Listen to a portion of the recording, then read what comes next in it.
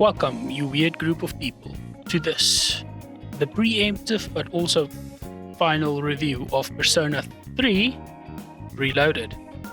So there are 3 things you need to know about me before we launch into this video. First, I have never in my life played any Persona game before. In fact, I found a whole Persona 5 search that happened a few years ago painfully boring to watch. I could not afford the game at the time, so I never played it. Second, I like to get everything done to near completion in every game I play. In which that means, yes, I will return to a dungeon 5 times to make sure I really did get everything that I should have gotten from that dungeon. Or maybe should not have gotten yet because the quests aren't loaded yet. And third, there is no way that I will have completed Persona 3 Reload before I finish this video. And given that Xbox Game Pass is telling me it will take near 100 hours to completionist it, I think this should be understandable as I have other things in my life that I focus on. So this video will not contain any spoilers, I think, and given that the base game is already well over a decade old, I think I should be safe here. This is not Final Fantasy VII and its weird remake, but actually a different story. They remade the game pretty much as is. I'm well over 9 hours into the game when I type this, but I know I'm probably only about 10% through the story, seeing as there are multiple characters in the intro that I've yet to meet, which in the world of JRPGs can only mean bad things. So instead, we'll be rambling, talking about what Persona 3 Reload does and why it is probably one of the best ways to get into the world of JRPGs. Mostly because it has a lot of the mainstays of normal JRPGs without the usual flavor of confusion and complexity. With that said, let's launch into it. The complexity of Persona 3 Reload. So, 9 hours into the game and I'm still getting tutorials. In fact, there are things I have done before that make me reread the articles that are given to me in the game. On the face of it, the game is simple. In practice, there are several systems that require you to keep a level head and to know what is happening to your characters at any given moment. For instance, the relationship system, which is not just there for the fun of it. You need good relationships with those around you to unlock different types of personas, which I will explain later. You can't just ignore someone for the fun of it. And you also need to balance things out so that your affection levels with friends around the city like and appreciate you. What baffles me is that the unlocking of new types of persona that is linked tightly to the system is just one small aspect of it. Regularly, I found myself genuinely annoyed at the fact that I must choose between friends and activities in hopes of upgrading one of my 3 core aspects as well, namely courage, charm, and academics, which I need to increase in level to then further unlock more places and things to do, which I assume also blocks some other new types of persona classifications that I have yet to see. That is just the unlocking of the types of personas. Unlocking actual personas is all complicated too. You can get new personas by either fighting and getting their cards through the Tartarus Tower system, doing specific fusions, or doing special fusions, or doing a search fusion, which are all almost the same but are not entirely the same. Each of these are not really explained unless you ask for the explanation specifically. And let me tell you now though, the explanations left me as confused as I was before asking for them. Fortunately, in practice, I learned everything rather quickly. The game also has a summoning and registering system. So before you fuse your personas, register them in the registry. Then you can summon them when you are doing a fusion or you need them back for a different fusion. Did that make sense? Of course it didn't. Because the game barely covers this in what felt like 40 minutes I spent trying to understand it all. In between all of this, we have story beats with weird kids in prison uniforms trying to hint at larger stories, mysteries becoming more mysterious, and of course our own interpersonal relationships with everyone around us. This is not even mentioning Tartarus, which is the main dungeon of the game where we need to fight our way up to the main story. Each level brings more stuff. I don't know which stuff I'm supposed to be looking for, but each new level brings new stuff, which I have no idea what it could be, but seeing as this is a JRPG, I already have my guess as to what is really happening and who the real bad guy of the game is. That is to say, Persona 3 Reloaded is complicated as all heck, and my previous statement seems to be a bold-faced lie. However, in practice, and with some hefty amount of trial and error, the game is actually simple. Each part is compartmentalized, and if you pay attention and you don't skip dialogue, things become much easier to understand. Things that feel overwhelming when you start quickly become extremely easy to understand, allowing you to know what you want and when you want it. Everything I just explained and showed can feel like you are simply going to lose your mind as you continue through the game. Fortunately, the early game has a ton of space for trial and error. Making mistakes is natural and gives you the opportunity to comfortably learn the systems that you will be using for the rest of the game. At first, you too will feel overwhelmed and like nothing is explained. However, once you start applying the theory of the work you have done, you will quickly become much more proficient in everything that you originally thought was possible. That is a very long sentence, and I sincerely hope it makes sense. For example, I want to progress through the angel line of personas, or are they called justice? I'm not sure. Each of them have an angel name somewhere in there. Right at the beginning, the first persona in fact that I received was just called the angel. This is of course after the first persona you get when you unlock your persona abilities. She is rather strong and effective. However, she is also extremely slow to level up, which initially meant that I was unwilling to fuse her with anyone, since she has several attacks that are key to my strategy of having every elemental attack. Fortunately, I reached a limit of personas I can have on me, which by the way is a thing, which forced me to start fusing personas so that I can have less personas on me. Through this, I created my first high-level persona, even though I have yet to unlock the relationships requirement for this, the Archangel. This man kicks ass, but also allowed to quickly learn how to fuse and summon more personas. Throwing caution to the wind and still registering each persona before I started, I very quickly created new personas out of nothing that are much stronger than anything I initially had, to the point that I now barely care about fights and just basically steamroll them all with the weaknesses of each enemy. Yes, I reached a floor limit of 22 well before the story was even ready to allow me to progress. This encapsulates what I mean, that the systems are extremely complicated on the face of it, but in practice it is actually significantly easier, to the point that you inherently understand how things work and what you need to do to progress your level. Now, with the complexity out of the way, let's talk the story of Persona 3 Reload. Yeah, I have no idea what the endgame is, who this robot chick is, or at what point we're going to get the crazy girl that jumps out of a window and then turns into a coffin. No, what I can talk about though is the general setting of the game and why it is so intriguing. Before we do though, it is important to know that in Japan, until like 2011 or something, school and work days were from Monday to Saturdays. Yes, 6 days a week. Those kids were studying their bloody asses off. Anyway, we are someone who moves from school to school quite regularly, as is JRPG tradition, and anime for that matter. We have no idea who, where, or what the main character's parents are. They're out of the picture, and we have to conveniently live in a boarding house. So far, so standard. Except that not so far, so standard. When we arrive at the train station, it is relatively deserted. Being near midnight, I am surprised the trains were still running at all. As we continue, we notice there is no power anywhere, to the point that our main character's headphones are also dead. Nothing happens right now, just a whole bunch of strangers and colors being all wrong, until we get our main character to the boarding house that is supposed to be temporary accommodation. But when we get there, a boy behind the counter asks us to sign a contract, which we of course do without reading it, and boom, suddenly power is back on, and the green shade of the world goes away. This is when we meet our first companion, Takeda. This girl right here, that admittedly is kind of hot. Wait, she's 16. Okay. Just once I'd like these games to have adults in them. Seriously, adults as the main characters that aren't the obvious villains either. Anyway, we meet Takeda, then Kirijo, who sends us to our room. It all seems fine in the world, except of course it's not. The next 2 or 3 days goes off normally, and then we see that everyone else at the boarding house is they have a camera in the main character's bedroom watching him sleep. He also changes his clothes in there, where the camera is. He doesn't know about the camera though. Look, okay.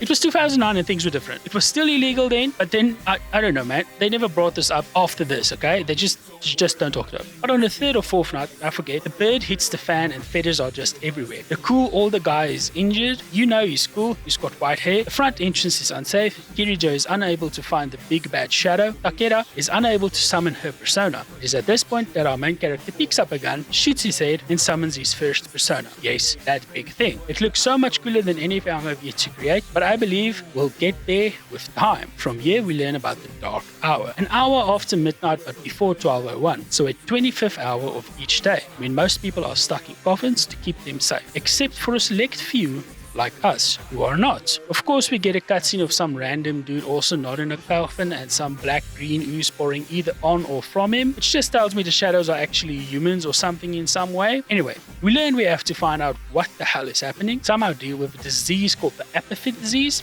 really creative naming there, and also make friends, study for school, and climb the Tower of Tartarus. Also, this is Iori. Every now and then he randomly says Jojo, and I want to roll on the freaking floor every single time he belts it out at random at the end of a fight. That is almost everything that I know about the game's story so far. To be honest, it is extremely basic, but also it is extremely captivating. The world is fleshed out to tell the story, and there are side characters all over the place that makes you want to learn more about why all of this is happening. Though I don't want to spoil myself right now, so this is all you guys get from me about the game's story. We need to savor things, and to be honest with all of you, I don't want to go and read the Wikipedia page about the story. I kind of want to experience all 60 to 100 hours of the game on my own. The look of Persona 3 Reloaded. Listen, I know games have come a long way, but I have to give it to Persona 3. It does something I have wanted to do for so long without making it look clunky as all hell. Looking at you, Yandere Simulator, it is an anime. That is really basically it. This game looks and feels exactly like an anime, and it does so seamlessly that at points during the game I forget that I'm actually playing a game here. There are certain points of the game where I found myself wanting to just watch the actual anime instead of just having to constantly click buttons and press other things to make the game move forward. I would still have to read, since, you know, freak that I am, I can't have characters that look like an anime and then bounce out words in English. Subs for life, y'all. You know, proper weeb. If I'm honest, the game grabbed my full attention at the start, when its opening intro was, and still is, a beautiful animated sequence that would not be out of place for a full-on anime production. I have no way of knowing if this is the original intro either. Wait a minute. Let me Google that actually. Okay, so Reloaded has an entirely new one, and it is like just better than the original. Come at me, OG lovers. The game itself also looks amazing. When we aren't in cutscenes and we are given free time, we can pretty much go to wherever we want to do almost anything we want. It's too early in the game for me to quite do everything that is there to do, but I have been able to see how much potential there will be later in the game. But during this, the game still looks and feels like an anime. The world is filled with technology I can only assume is normal in Japan, and the character designs are beautiful, with each new area that is unlocked giving us more and more to see. When we start going through Tartarus, the battling also evolves. I had a mortal fear at the start of the game that fighting would be railroaded, with an immovable camera that makes seeing around corners near impossible. But fortunately, as soon as we do enter the fighting areas, the camera becomes dynamic, allowing me to see around corners and plan fights well ahead of time. This has made fighting overall a lot more enjoyable, and gives me the tactical advantage of almost always being able to see where the shadows are. When in a battle, it becomes turn-based as well, with each attack having a unique animation, each persona allowing for a wide variety of attacks that have different animations as well. Right now, I'm still using basic and weak versions of the attacks, but they already give me a good sign that things will start to turn out much better as we progress through the game. Overall, the world of Persona 3 Reloaded causes you to be immersed in the story faster than most other games. You know, once you are beyond the tons of pop-up tutorials that seem to make it the ultimate mission to make the game as slow as possible. Now, I wonder if there's anything the bad side of Persona 3 Reloaded. Listen, I don't know what kind of days people in Japan have, but they don't quite seem to have the same meaning of 24-hour days that I do. This is the only thing that has really annoyed me enough to write about it, as every other aspect of the game has been a joy, if confusing at first. Each day is usually split into 3, which you may think is fine, but dear watcher, it is not. See, you have school, where sometimes you need to answer questions, other times nothing happens, then after school, and then evening.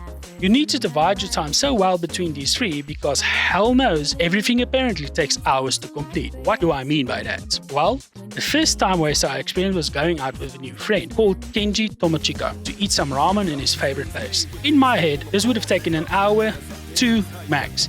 Yet upon finishing the cutscene, it was evening. Hell, I thought. That took longer than normal. But I went back home and started our climb of Tartarus.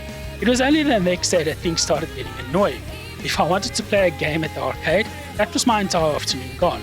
If I went to sing karaoke, that was my entire evening gone. And boom, we are on to the next day.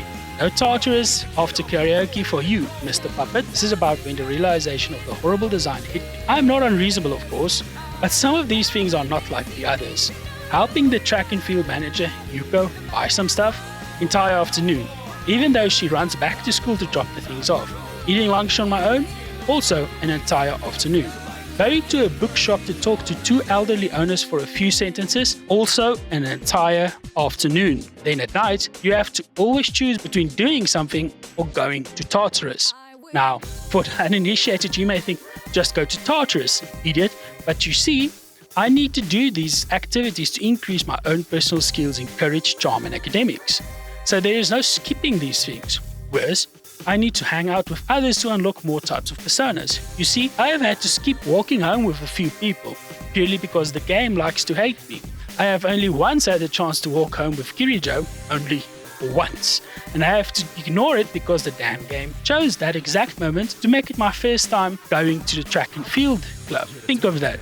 Both of these are important, but I have no idea why Kirijo, the actual student council president, would be going home before track and field is over. As far as I know, and as far as she explained it to me, she spends a long ass time at school and after school. Honestly, if the game had a way to balance things, it would be much easier. Like getting a blessing from the temple also takes an entire afternoon for some strange reason. It baffles me that the creators decided to not implement in this version a system where certain things can be done more or less the same time. For example, it makes sense to walk home with Kirijo after track and field practice. Or I don't know, go shopping with Yuko and then after that meet up with Kenji at his ramen shop. The two places are almost right next to each other. These are things that in the real world would be done in one afternoon, leaving me free to go to bloody Tartarus almost every evening. Which brings another thing.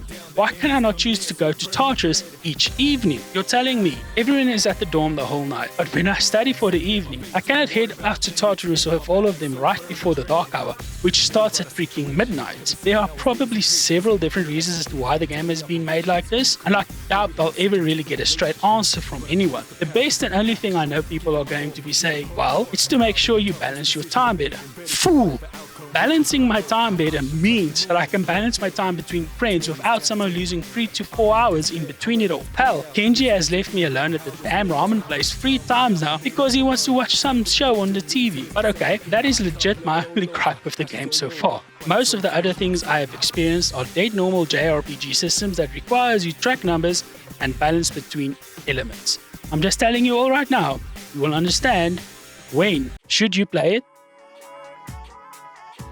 Yes, if you have the chance to play Persona 3 Reloaded, I recommend it. Set out a few hours of your life to get over the initial tutorial hurdle, and you will find yourself enjoying a game that has many different facets to it. The game simply looks amazing, and it should never be ignored simply because you think it is not your type of game. In fact, if you like story-driven games, this might be exactly what you have been looking for. If you like RPGs, then yes, this has so many elements of it that you'll be addicted in no time. I didn't even mention the equipment system that you also need to keep track of. Persona 3 Reloaded has been a great introduction for me to the world of Persona games, and it has given me a new tick that may just grow into full-blown addiction. Now, to install every Persona game that the Game Pass has so I can properly stare at them before finally playing them. Wait, Wiki says Takeda is 19 in Persona 4. I thought these games were all standalone. Okay guys, so you know what it is. Like and subscribe. Thank you for watching. I really appreciate the time spent on this video. It's not as long as the previous video from Hogwarts Legacy. I hope you all loved it. If you're wondering why I keep looking over there, that is of course where the script is, and I do need to remember what the hell I need to say on my outro. Two weeks ago I did a collab with BMD. Remember to go watch him. That guy is extremely awesome. Also go watch Nag videos, because I don't know why, but like the last video did pretty well. I'm hoping that some of you will like go leak over to their stuff. So as always, I love all of you more than the next one, and I love you more than the previous one. Stay good, stay happy, and see you next time.